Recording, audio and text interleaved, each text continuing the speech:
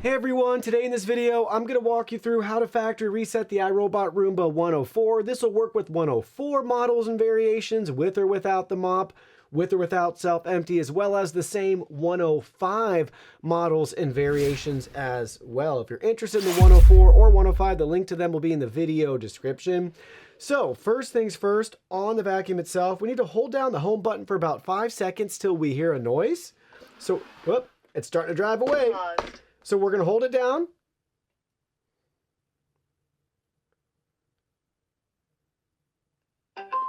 Now we're going to hold down the home and the power button. Factory reset Roomba. Press the home and power buttons again and hold for 5 seconds. So that's what we're going to do now. Starting factory reset. Got the starting factory reset prompt, and now we just wait. So hold down the home button till you hear that prompt. Then follow the prompt again by holding down the home and power button as it begins to conduct the factory reset. Powering on.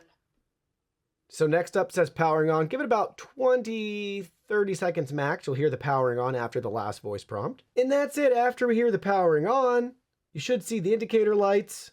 Both are illuminated and you're ready to go. Everything has been factory reset and you'll set it up again like new.